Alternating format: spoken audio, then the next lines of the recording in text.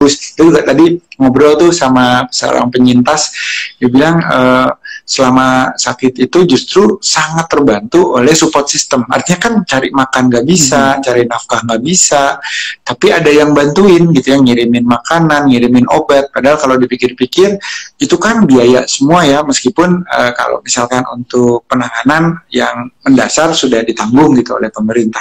Tapi kan ada beberapa hal seperti makan sehari-harinya gitu ya, atau mungkin tadi suplemennya ya, atau vitamin yang tidak dalam konteks yang dijamin oleh pemerintah kan harus diupayakan oleh support sistemnya. Maka ini sebetulnya penting sekali Kang Morgan untuk kita saling bersama membantu bahu-membahu. Dan saya lihat ini berjalan, ini salah satu hal yang menurut saya pelajaran yang sangat penting gitu di masa pandemi ini. WA Group itu sangat mendorong membantu. Jadi kalau saya melihat bahwa sistem informasi yang selama ini kita sering nisbatkan sebagai sumber keburukan, hoax, dan sebagainya, ternyata juga bisa dimanfaatkan menjadi suatu gerakan yang mulia gitu. Jadi kalau ada misalkan teman yang sedang mendapat ujian kesehatan itu banyak sekali, bahkan sampai pengaturan jadwal. Jadi supaya tidak menumpuk di satu hari. Ya udah, nanti saya hari ini yang ngirim makan siangnya gitu. Apalagi terbantu dengan sistem pengantaran online gitu ya, transportasi bermoda online. Itu juga inilah yang mungkin harus kita catat bahwa kesetiakawanan sosial, sifat gotong royong, kepedulian, empati ini yang menjadi daya tahan kita sebenarnya gitu. Karena mungkin harus ditingkatkan sedikit lagi gitu. Kenapa?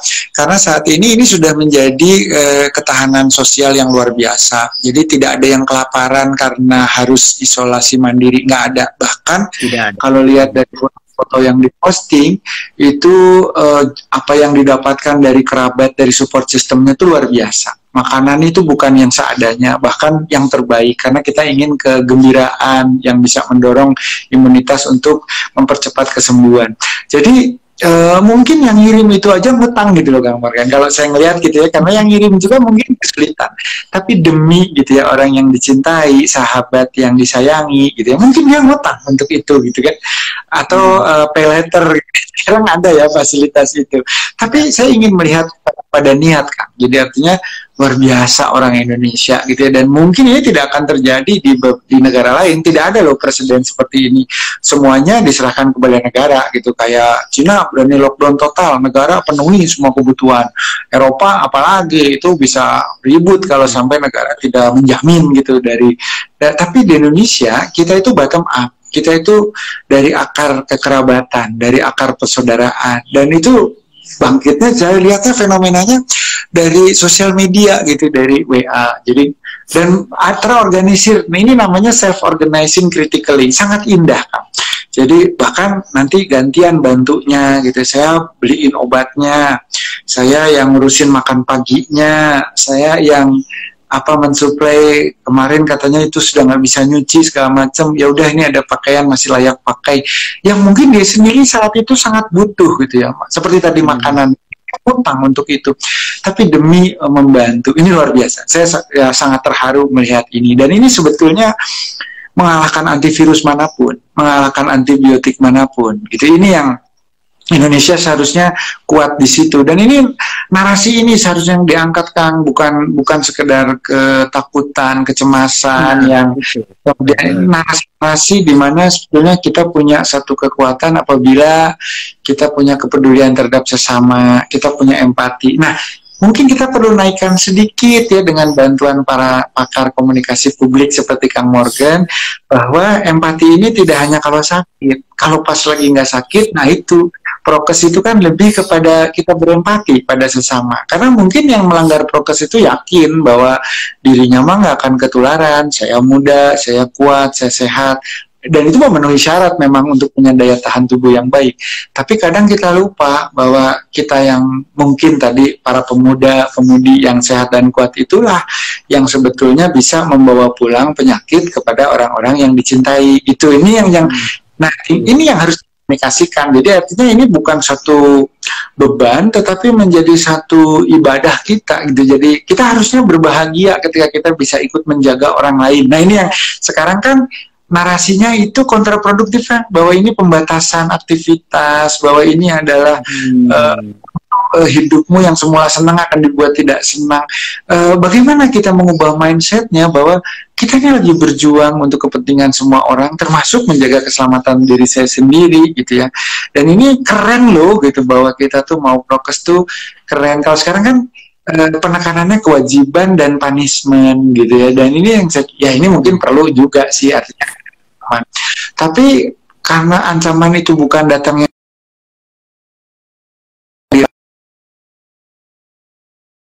ada Satpol PP-nya, nggak ada operasinya gitu ya, ya udah diabaikan. Dan ini kan yang banyak terjadi.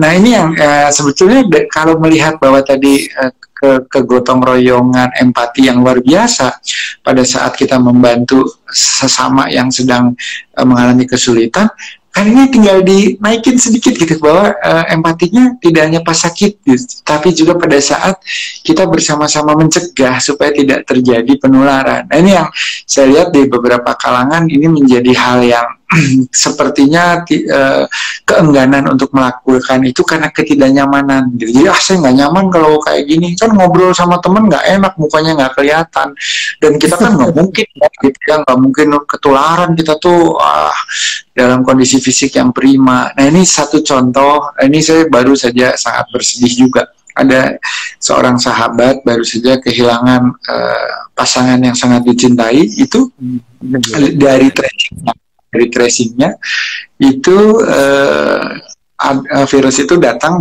masuk dari luar, itu dari, kan beliau ini termasuk yang sangat tertib gitu,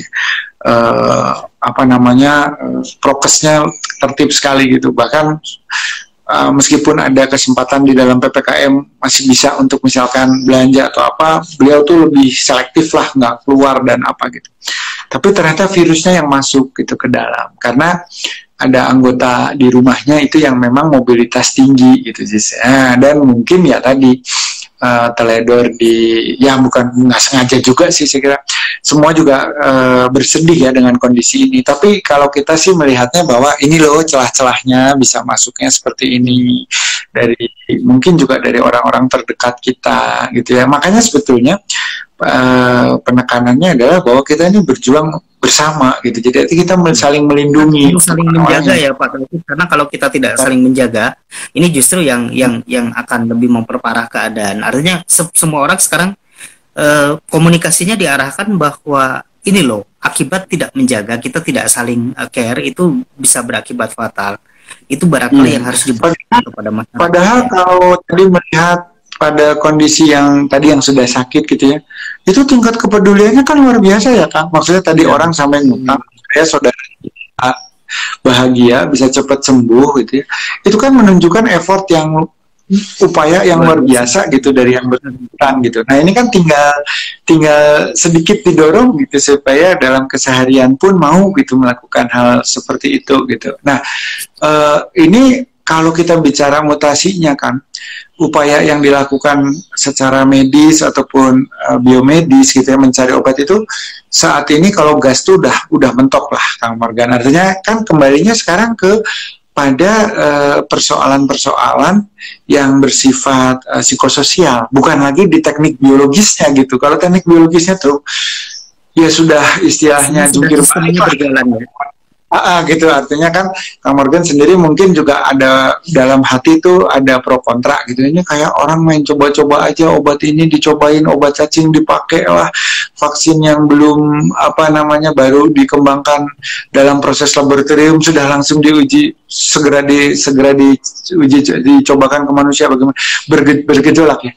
Tetapi itu upaya gitu bahwa ada kontroversi misalkan di dalam negeri ya, ada vaksin merah putih, ada vaksin Nusantara. Sebenarnya kalau saya lihat perdebatan ataupun diskusi yang terjadi ini karena saling sayang gitu, saling peduli bahwa inginnya jangan sampai nanti hasilnya kurang baik ya, kalau bisa jangan sampai ada yang dirugikan. Jadi mengkritisi seperti itu ya, seperti yang sekarang ramailah di kalangan adik-adik mahasiswa gitu ya. Jadi kalau saya melihat kan karena sayang ya, kalau orang udah nggak sayang mah nggak akan ngomel gitu. Gitu. Jadi antara pengembang vaksin Merah Putih dan Nusantara itu saling sayang, sehingga mereka juga saling memberikan masukan. Nah, kita di publik melihatnya, pas saya wae gitu, bukan, pesannya bukan itu sebetulnya. Pesannya adalah kita saling mengingatkan, kita saling bertabayun gitu. Nah, sama nih di dalam konteks ada rasa sungkan di tingkat sosial kalau ada orang nggak prokes. Saya termasuk orang yang sangat sungkan sih kalau harus ngomongin orang gitu ya, Kang, aduh itu nggak inget keluarga, pakai atuh maskernya gitu. Jadi kadang kita ya sebagai orang Indonesia yang dididik mungkin dulu ya ada warisan kolonial mungkin untuk merasa tidak ingin bikin konflik lah gitu ya, menghindari konflik. Ya udah nggak usah negur, kita minggir aja lah, kita aja yang minggir gitu kan. Jadi ini kan sebenarnya salah juga ya Kang ya, dalam pengertian kita tidak memperbaiki keadaan, dan kita juga cukup egois ya ketika hanya udah yang penting saya nggak kena, orang lain mah urusannya sendiri lah gitu. Nah ini kan ya, kalau bisa jangan seperti itu. Nah tetapi sahabat-sahabat, teman-teman ya wargi Bandung 1, kita juga tadi melandaskan diri pada apa yang sudah disampaikan secara akademis oleh Ibu Siti Nadia. Kita juga nggak bisa ya mengatakan, aduh kalau prokes bagus itu 100% aman, vaksin bagus itu 100% aman. Kalau soal sakit dan penyakit ini kan ada yang maha mengatur ya. Kita kan tugasnya ikhtiar, tapi kalau nggak ikhtiar kita salah gitu kan. Tapi jangan kemudian begini, masker double, sudah cuci tangan, sudah tidak berkerumun, tidak kemana-mana, kena juga. Ini kan berarti kan itu cara-cara tersebut tidak efektif. Bukan tidak efektif, tetapi memang kita melihat ikhtiar itu juga tidak bisa mengcoverage 100%, karena kan manusia itu namanya makhluk dengan probabilitas, kemungkinan, ya gimana yang menakdirkan. Tapi kita bisa melihat Kang Morgan, di mana posisi probabilitas kita apabila ikhtiar tidak dilakukan kan gitu ya. Yang sudah ikhtiar saja masih banyak yang sakit, apalagi nggak ikhtiar kan. Ini yang terjadi. Maka kalau saya saat ini posisinya gitu ya, kalau melihat misalnya orang mencoba obat A, B, C, D, F, G, selama itu bisa dipertanggungjawabkan nalar gitu ya, tidak terlampau jauh dari domain yang bisa dipahami, ya silahkan dicoba selama itu tidak berbahaya. Misalnya ada teman lebih concern pada obat-obatan berbasis tanaman. Loh, itu luar biasa potensinya gitu ya, selama didasari oleh pengalaman ataupun juga ada teori yang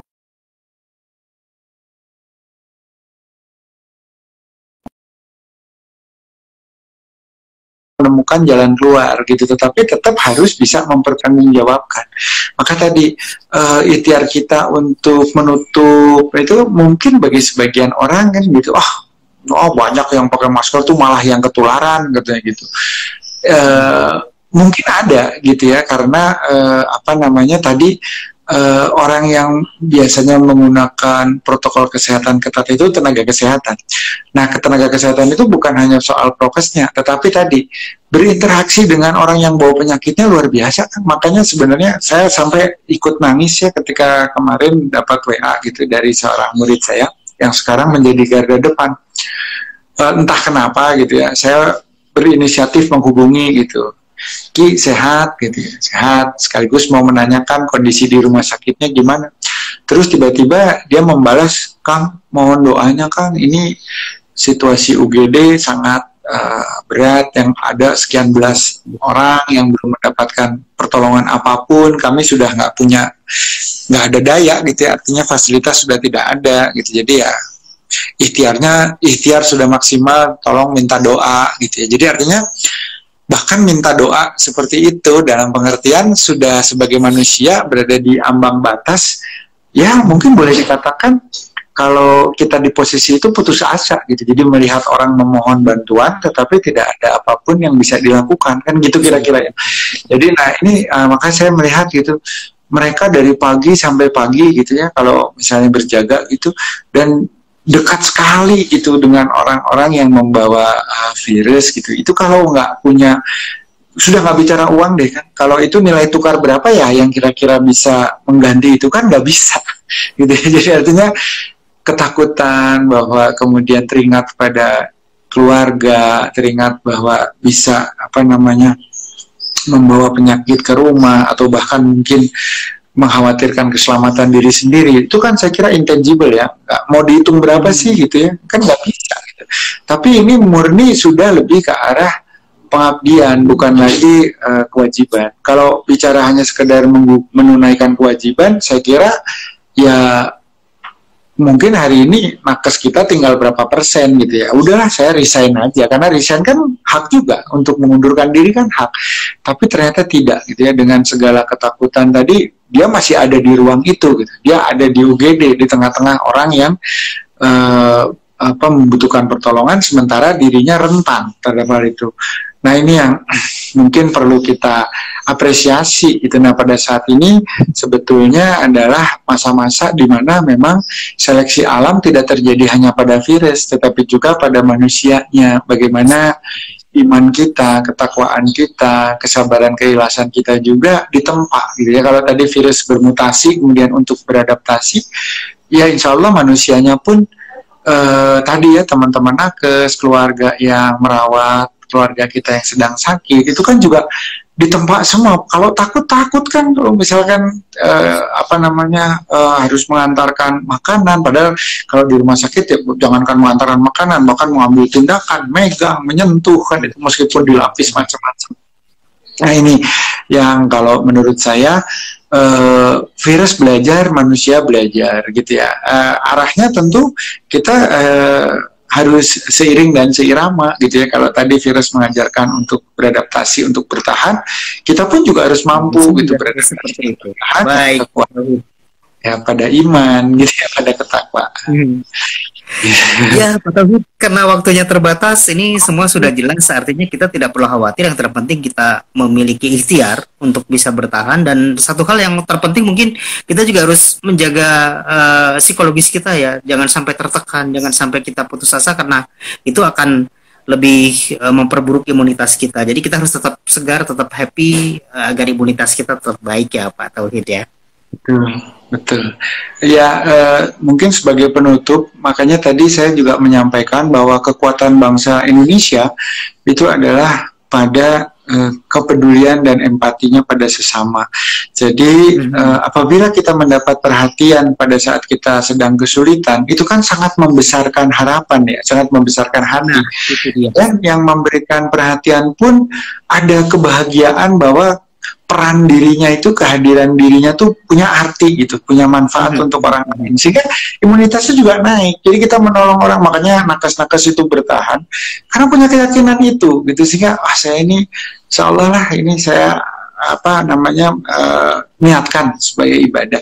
Nah kita sekarang mendapat kesempatan yang sangat baik gitu ya, bahwa kita akan bisa meningkatkan kapasitas diri kita apabila tadi kita mau saling membantu dan mau saling berempati, saling menjaga gitu ya. Dan pada saat itulah justru kita tengah terpupuk untuk menjadi individu-individu yang tiba-tiba nantinya kita akan melihat ada sebuah kekuatan yang nggak mungkin tapi bisa terjadi. Ekonomi kita nggak terpuruk loh Kang, padahal sudah 18 bulan sebagian besar mesti bisa bertahan. Berjalan loh kan, tapi ya alhamdulillah itu namanya. Ya betul yang kalau orang dulu bilang rezeki mah dari mana aja kan gitu ya. Ya itu terjadi loh kan gitu. Pokoknya COVID ini pandemi ini mudah-mudahan bisa mengajarkan kita untuk lebih bisa bijak dan lebih berpikir kreatif dan mencari solusi, bukan mencari masalah. Itu tentunya yang harus kita lakukan ya Pak Tauhid. Pak Tauhid, terima kasih banyak sudah bergabung dengan Bandung1.com. Nanti ada bahasan-bahasan lainnya kami akan kontak lagi ya Pak Tauhid. Siap Kang Morgan, mudah-mudahan bisa terus saling berbagi dan saling menguatkan. Terima kasih Pak Tauhid. Assalamualaikum warahmatullahi wabarakatuh. Waalaikumsalam warahmatullahi wabarakatuh. Mohon maaf apabila banyak kesalahan dan kekurangan. Pamit dulu. Terima kasih Pak Tauhid.